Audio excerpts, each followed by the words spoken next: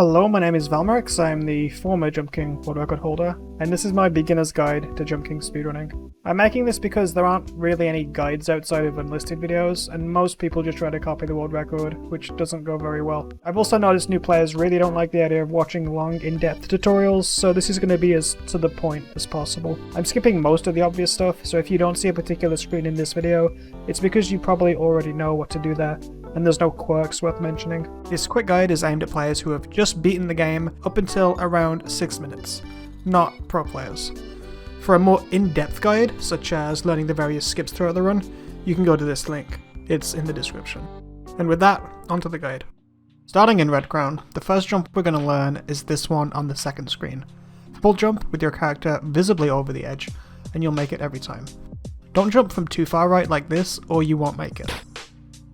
Here, if you want to play super safe, you can full jump right against this to negate any risk of falling on this screen, but the regular way is pretty easy. Here we're going to full jump right to skip some platforms, and then full jump left when we land. You may have to tap left when you land to avoid hitting your head, and then full jump to the right from the left side here. These little awkward jumps really suck, and no matter how good you feel you are at them, you will still fail them in runs a lot of the time. And they're not really necessary at the moment, so we're just going to skip them with these two full jumps. Make sure you go far enough left for each one, and you'll be fine.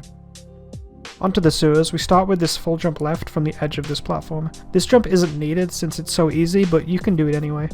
You've probably seen the iconic sewer skip in many of the top speedruns, but you probably haven't seen it anywhere else because it doesn't make sense outside of the top runs. It's hard, inconsistent, and won't even save time usually because of the way the wind cycles work, so we're just going to go the normal way. Full jump to get over here, and then walk against the wall. A full jump left will always work from this position. We do a little hiking to get over to the next section. Elevate your way up these full bunk jumps, and then walk left against this wall. Medium jump right like this, don't try to wall bounce left here because you can overshoot it. The cages are notoriously hard, and there's no real way to cheese them. Just try to jump from the edge every time, and do the same jump power. Onto the keep. This part is a bit puzzling when you don't know how to do it optimally. Thankfully the fastest trap this part is also the easiest. Full left from where I'm standing, another full left, a big but not quite full left, walk to the edge, and then full left again. After that, just follow the route that I'm taking here. The rain block jump has no secret strategy, you kinda just have to do it, but you can make it easier by standing as far back as possible. Full jump right here to skip this weird middle block thing. And now we're at Bargenberg. The first challenge here is the hardest jump in the map, the Chimney jump. Eventually this will become pretty consistent with muscle memory, but you're going to lose a lot of time here when you're just starting out. To help get it as consistent as possible, always be against the right wall before jumping.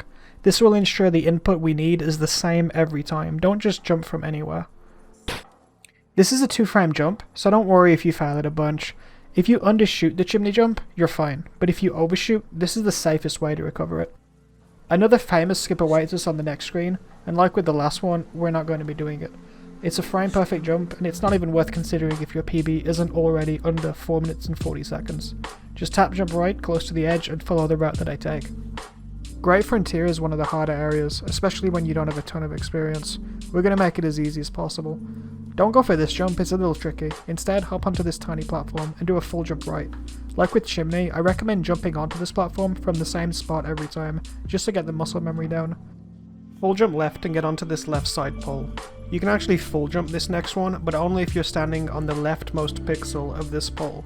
And getting on that pixel is pretty annoying, so unless you're really good at moving one pixel at a time, I would just skip it altogether, unless you're going for 0 falls. Full jump right here to skip the unnecessary platforms, and that's about it for Great Frontier. There's not that much to make the rest easier without going insanely slow, and that would be kinda against the point of the video. Before I get into the next area, let me just talk about Jump King Plus real quick. Jump King Plus is a free to download mod for Jump King made by Phoenix that makes running and just playing the game in general a lot better. It also has custom maps and skins like the one I'm using, but that's a whole other thing. The reason you should install it is because of the fast reset feature. Instead of having to go to the main menu and manually resetting like you're playing in 2019, you can reset in just one button press, which makes the game a whole lot more enjoyable to run. It also has save states for practicing, although I personally prefer using Jump King Manager for that purpose. All of this stuff's in the description and it's all allowed on speedrun.com. Just don't save state during the run, because that's not allowed. I'm leaving a link for the Jump King speedrunning Discord down there as well. Join if you want. Every mistake in the wind and snow sections will cost you 13 seconds minimum, so make sure to practice this area a lot. Get onto this upper platform here and wait for the wind to go left. Do 2 full jumps, walk against the wall, and full jump up. Wait for the wind to start blowing in the other direction, and then do a full left followed by a full right.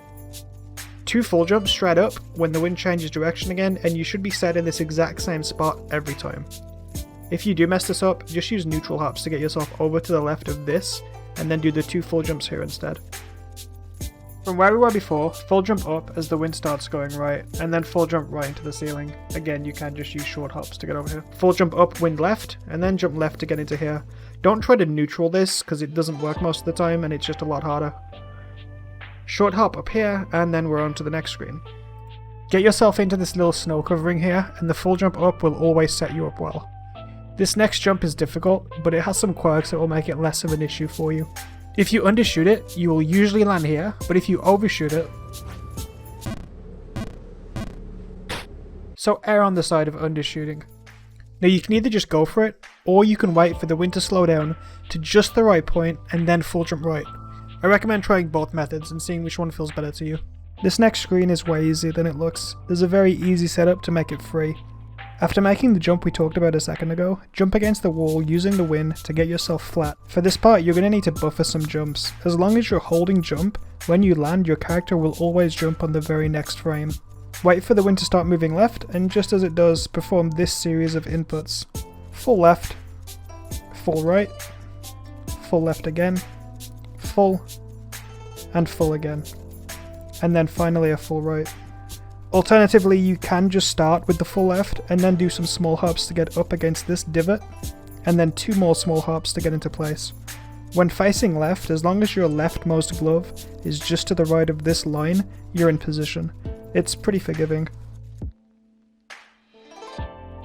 From the edge here, full jump left with the wind carrying you, and then do a small jump left to get into the snow here. When the wind changes again, do a full jump up, and then neutral hop yourself over to the right side of this platform, and then full jump again. This next jump might take a little practice, but it's actually very easy. You're aiming to full jump into the side of this platform to bonk off of it as the wind starts going left. If you miss the bonk or don't time it quite perfectly, you'll still make it a lot of the time anyway. Entering chapel from the left side, which if you're following this guide is how you'll be entering. There's 2 good methods to doing this first screen of chapel. The first safe method is to get up against the brick block here and do 3 full lefts, followed by a full right. You don't need to move at all. The second faster method is to full right from the middle of this step, do this left bonk, and then full right. The rest of chapel is pretty straightforward, just a couple bonk jumps. This one is a full left.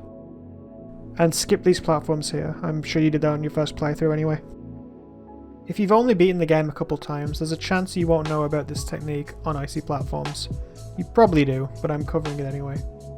Basically, when jumping on any ice platform, instead of sliding around and potentially slipping off, you can perform a slide cancel or momentum cancel. All you have to do is jump in the opposite direction when landing.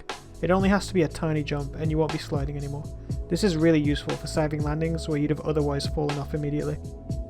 Full right from the edge here and you can buffer the next full jump into the slide. After hopefully timing the slide correctly, you can stand directly under the corner of the slope and do a full right while holding left. The final screen of ice can be passed without any risk. Jump up this slope, tap your way over to the right edge, you do have to be quite close to the edge, and then full jump left. Hold right in the air so you don't slide off. And that's Blue Rune completed. There aren't many tricks for tower, sadly, it's mostly just timings, but there is one thing I can show you. After getting onto this platform here, walk to the right edge and do a full jump. This is the tower skip. It's more of a strat than a skip, but people call it tower skip. You want to be on the edge, but not the very edge, just where I am here. If you're too close to the edge, you'll land in this. You can either jump back down and try again, or just do the left jump that I do here. For the babe jump, jump as soon as you land on the last screen. It's the best place to jump from. Don't jump from the edge, because you'll only have a frame or 2 to land the jump.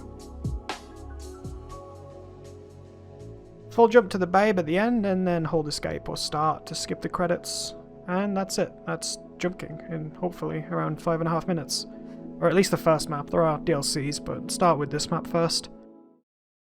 Sorry if this guide was a little scuffed, I don't really make guides like this ever, but I felt like a starter video like this was kind of overdue for jumping. It's a really fun speed game, it's like really easy to practice, and the skill ceiling isn't as insane as some of the other Fodians like getting over it. So I definitely recommend this run. Even if you've never tried speedrunning anything else before, it's pretty easy to get into. When you're first starting out, try not to be too reset heavy, just beat the game a bunch of times to get practice in on every segment, and then when you're under like 9-10 minutes, then you can start being a bit more selective with the runs that you continue. Thanks for watching this guide. If this video helped you at all, leave a like rating. I would say subscribe, but I barely ever upload, so I don't know what good that would do you. Again, everything I mentioned in this video is in the description. I highly recommend using the tools down there. Alright, have a good one. He cannot walk.